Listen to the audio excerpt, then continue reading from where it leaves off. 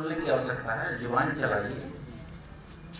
बाबा साहब अमर रहे, बाबा साहब अमर रहे, भारत के संविधान निर्माता बाबा साहब अमर रहे, भारत के संविधान निर्माता बाबा साहब अमर रहे, भारत के प्रथम कानून मंत्री बाबा साहब अमर रहे, भारत के प्रथम कानून मंत्री बाबा साहब अमर रहे।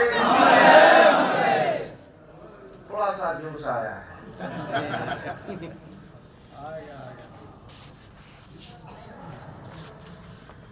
अभी हम लोगों के बीच में जिनकी अध्यक्षता है, जिनके नेतृत्व में हम सब इकट्ठे हुए हैं,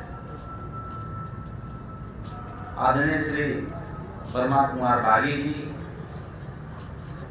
सुधा जी, शंकराम जी, अभी जिनके वक्तव्य को हम लोगों ने सुन रहा था, अपने श्री सत्येंद्र जी, अभी हम लोगों के बीच में कुछ देर पहले स्थानीय सम्मानित विधायक आदरणीय डॉक्टर संजीव चौरसिया जी,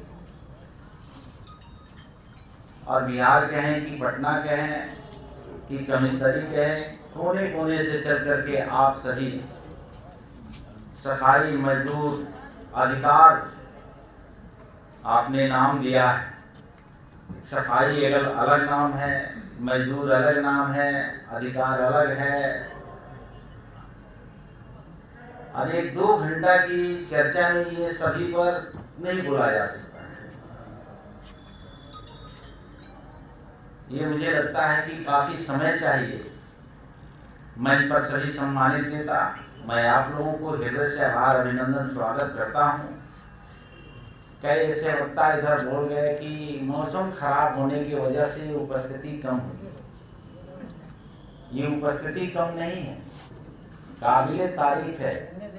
और जो लोग उपस्थित हैं उनकी हिम्मत को मैं दाद देता हूँ, उनको बधाई देता हूँ। आपने समय के अनुकूल न होते हुए भी आप अपने घर से चल करके इस सभा में उपस्थित हुए हैं। साथियों, मैं आपके परिवार का बेटा और भाई। आप जैसे सुन रहे थे, कुछ लोग जनक राम कह करके काम चला लेता है, लेकिन मैं स्वयं जनक समार बोलता हूँ।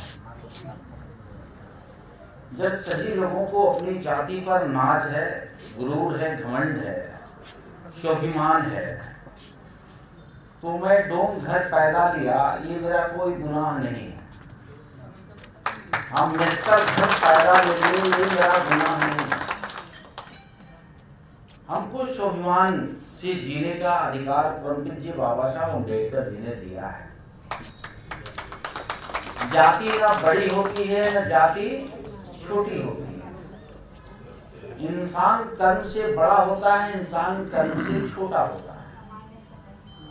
लेकिन हम जिस समाज से आते हैं, वह समाज अशिक्षित होने की वजह से जाति को ही छोटा समझ लिया है। जाति छोटा बड़ा नहीं होता है। कर्म से इंसान को बड़ा पदवी मिलता है, सम्मान मिलता है, ख्याति मिलती है। पद कैसे मिलता है, सम्मान ख्याति कैसे मिलती है? तो आप बड़े बड़े तस्वीर देकर के आप लोगों ने सम्मानित भी किया। कार्यक्रम को प्रारंभ करने के पहले आपने बाबा साहब अम्बेडकर को पुष्पार्पित भी कराया।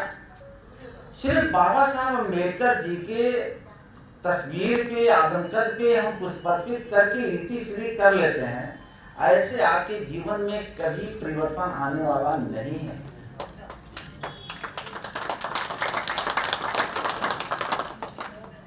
ये एक व्यक्ति नहीं है, ये दुनिया के सबसे छठे विद्वान माने जाते हैं।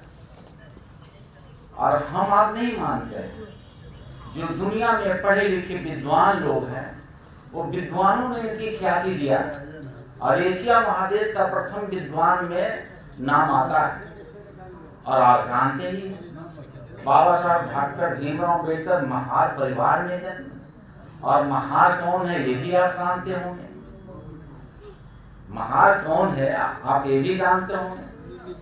तो साथियों, रजिस्टर पे चर्चा करते रहिएगा आप। तो बाबा साहब डॉक्टर भीमराव अम्बेडकर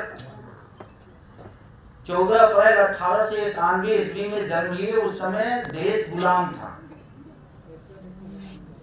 देश आजाद नहीं था, पढ़ने का अधिकार नहीं था, सार्वजनिक स्थल पे जाने का अधिकार नहीं था।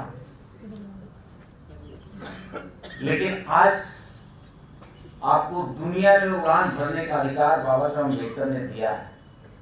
और बाबा साहब डॉक्टर भीमराव अम्बेडकर की पूरी जीवनी वृत्तांत हम आपको नहीं बता पाएंगे। लेकिन उस समय बाबा साहब डॉक्टर भीमराव अम्बेडकर जिस देश में पढ़ने की व्यवस्थाएं नहीं थी, जिस देश में स्कूल में जाने का आपको अधिकार नहीं था, जिस देश में आपको अछूत नीच वंचित समाज कह करके शिक्षक को पढ़ाने का अधिकार नहीं था, उस देश का एक बालक मध्य प्रदेश के महू छावनी में जन्म लेकर के और 1905 में उन्होंने मैट्रिक पास किया और बड़ौदा के महाराजा शिवाजी राव गायकवाड़ उन्होंने 25 पैसा छात्रवृत्ति देने का प्रारंभ कर दिया। राजा शौक से नहीं दिया। बड़ौदा के महाराजा शिवाजी राव गायकवाड़ अगर 25 पैसे छात्रवृत्ति देने की प्रारंभ की तो उन्होंने शौक से नहीं किया, परंतु ये बाबा साहब डॉक्टर भीमराव अम्बेडकर के प्रतिभा के बदौलत। अभी एक उदाहरण दे करके, अभी बिहार के ही एक नन्हा बालक क्रिकेट में ख्याति पाया है, कोई नाम बताएगा क्या? विकास वैभव। कल तक कोई नहीं जानता था, उसके मोहल्ले के लोग नहीं जानते।